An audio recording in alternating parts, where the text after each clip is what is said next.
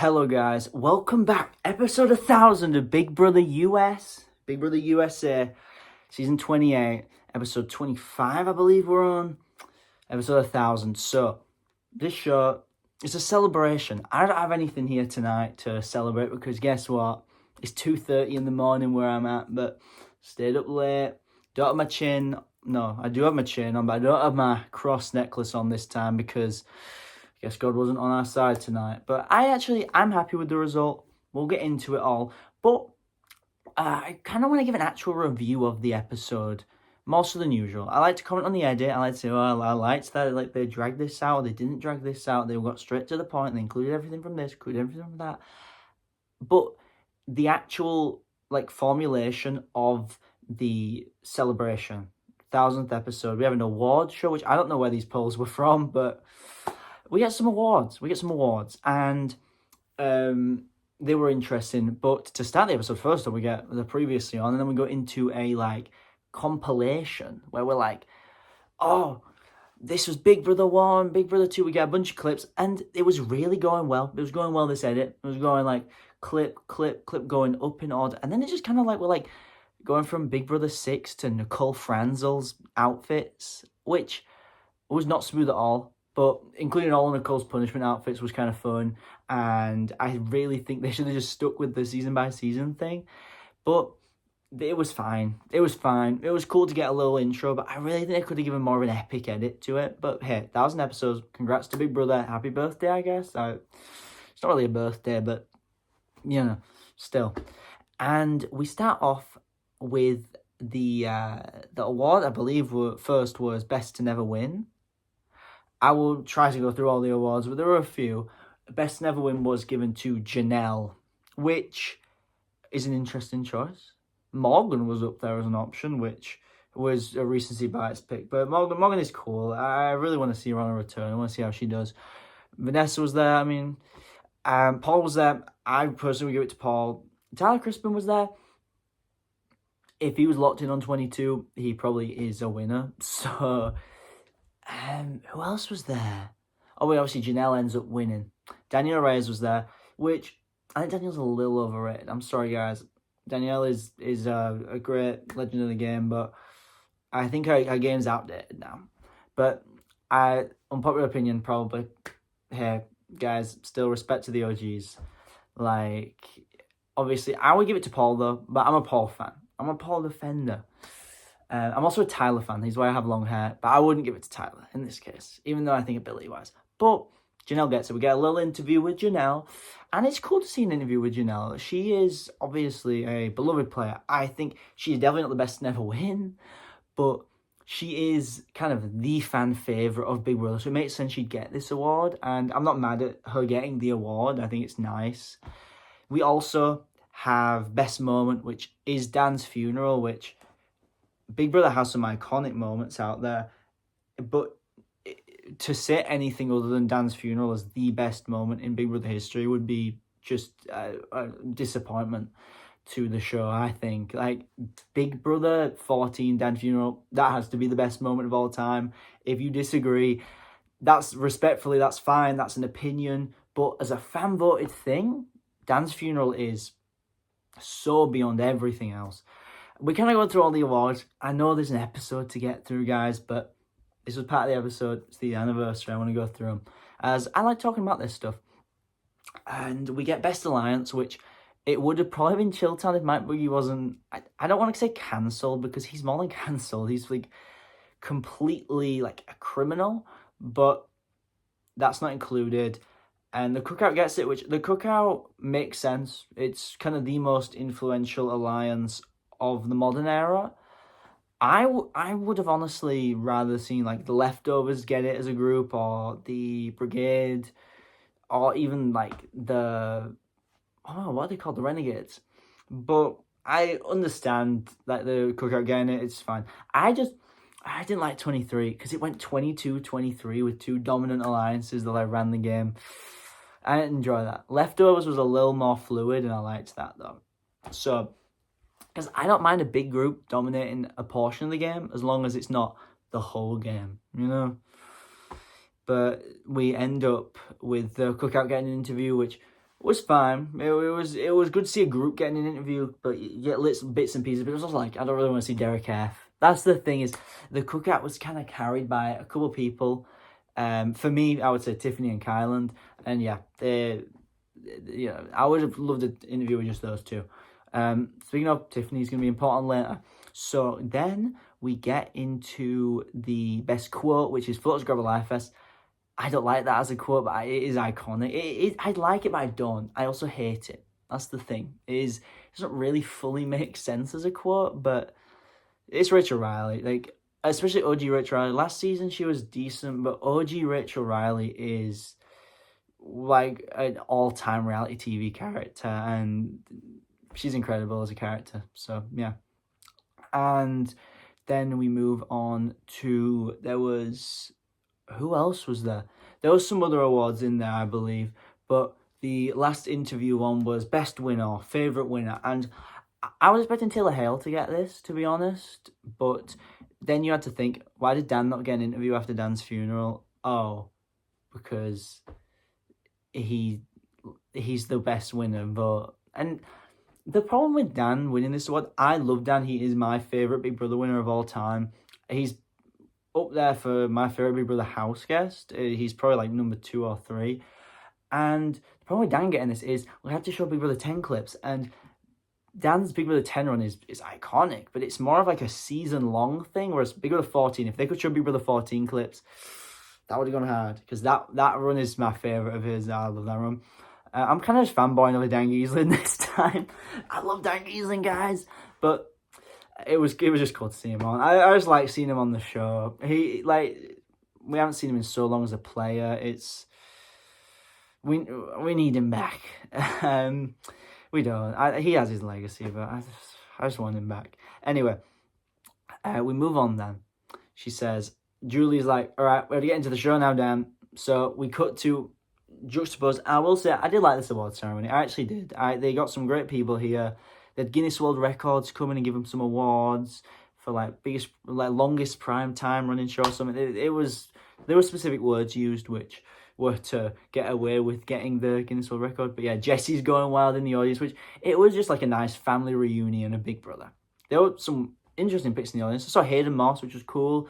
I also saw Cameron Harding, which I'm good without. But yeah, we had Vince there, we had Morgan there, and we had Ashley there, who all had social media drama.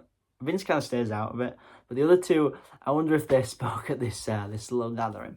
So, we go into the recap now, and, well, I'm doing the recap. They're living the Big Brother game, but the edited show now, where the final nominees for now are Drew, Mallory, and Taylor. And coming out the normal ceremony, it looks like Drew is safe.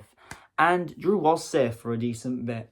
But last night, like genuinely last night, after the V2 episode, feeds went haywire.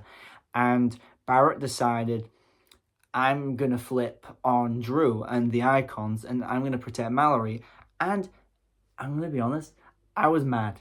I'm mad at this because I love Drew. And I think Barrett doing this would make sense. But it could have happened so long ago, and it should have happened so long ago. Barrett has just consistently turned Drew's advances to flip on the icons down. And now when Drew has kind of just decided, oh, well, if I want to stick with Barrett, I have to stick with the icons, Barrett's decided, oh, I'm going to flip on Drew. And people are kind of hyping this up on Reddit and stuff, because, obviously I look at the Big Brother Reddit. It's the most simple way to read a constant flow of messages about the show. And I didn't like this. I understand why people as fans were happy about it, but he's too passive, and then he's decided to make a move that is, he shouldn't be in this spot. He should have won Head of Household if he wanted to do this, and he wanted to turn the icons. It just rubbed me the wrong way, because him or Mallory could have won Head of Household. They both threw. So did Melody. I don't know if Melody would have won, but Barrett 100% wins. Like, it was a little close with Mallory and D. Barrett, literally was, going ooh, and he only just lost still. He fully could have won that. It was egregious, his throw, and I'm annoyed because I'm like, Drew has been okay with flipping this whole time, guys. what is going on? And that's the thing, is like Drew's put in these awkward spots, right? Because he's constantly like undermined by everyone, all these different angles. I love my little like snaky rat players. Vince last season, Vince was so fun to root for. Like, it was funny. I know people hate Vince. I love Vince, and I love Drew. I like Drew. He's not Vince level for me. Vince was genuinely like, I would love to play a Vince game. It would be hilarious. Like, it's just maybe a little less of the crying, but just a little less. Still get a little bit in there. You know, we all have to get emotional sometimes. So we go into the blockbuster, and this is interesting. So they have 3 screens, and they have to go to figure out through a process of elimination which of the screens is the correct one to press the button of. And Drew's first to lock in. He presses C. Then Mallory runs over. She can't press C, but she wants to press C. Then Taylor runs over. She wants to press C. She can't press C. So it's pretty clear Drew's won. Drew does end up winning. And I was happy with this. Drew is the main person I'm rooting for this season. Drew, and then Devons and Melody probably. But, like, I didn't want Mallory to go. And it seemed pretty, like, locked in Mallory was going to go here. Mallory's been doing a big game, though, on feeds. And coming out of this, obviously announced Drew won blockbuster. Drew's very emotional. Mallory's very emotional. Mallory is very emotional. Melody and Barrett are very emotional. The facts, as we're calling them, I guess. We also have, like, Angela was getting emotional at one point, but they go do their speeches, and Mallory's talking this big game, and then her eviction speech was just so mellow, and I just felt like I expected more out of someone that's been talking about like how hard she's gonna steal Dee's family pictures. She's gonna grab Dee's family pictures. She's gonna go, fuck you, Dee, you are a pig, and then storm out. But she doesn't do that, you know? She doesn't do that. Instead, she just kind of cries and goes, you know, guys, I love you all. And she should have gone for the icons. She should have gone for the head and hoped that something hit, because it was looking like she was going to go. She does obviously end up going 6-2. Barrett and Melody vote to keep her, which I always respect when people do just vote how they want. But they did it against Taylor, who is infamous for voting how she wants and not thinking about groups, which I do like when people do that, because for me, as much as, you know, sometimes it gives a good result, sometimes it gives a bad result, overall, you should be playing individual games. We should be playing individual games. We shouldn't be doing groupthink, because groupthink is what's pushing, you know, people are hating on Drew this season. It's what pushing Drew, for example, into feeling he has to work with the icons, because he's constantly told by Barrett, no, it's not flip. And then Barrett's writing Drew out. And then he feels he's forced to, because the groupthink's happening. When Drew was the most individual player for a while, he was very flip-floppy. And now he's kind of been forced into working with the icons, which going into next week now, Mallory goes 6-2, leaves the house, gets his standing ovation, the Pipe Queen with all these iconic alumni. Great episode to get evicted on, by the way, because you have all these amazing, iconic Big Brother alums. You could probably party with them in LA later that night. But maybe not actually, exit interviews and stuff.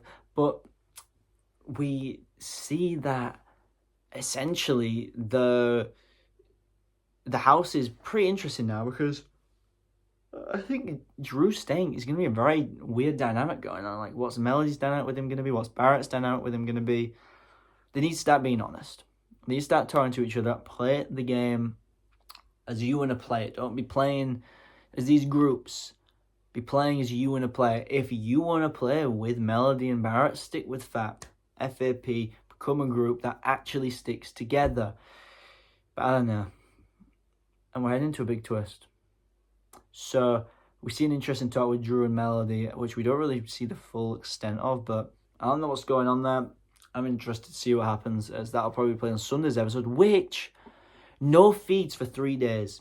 No head of household, no blockbuster, no veto, no feeds for 3 days. Sunday's episode, we're going to find out who goes home, and I don't even know what, like, okay, I guess, like, I don't really like that, but cool.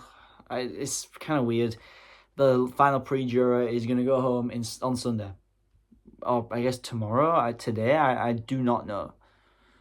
It's weird. It's very weird, but like, it seems like it's physical and social. And the preview we get is the year 1000. Keanu, Cody Calafiore, Brittany Haynes, and Tiffany all come out. My head just went crazy.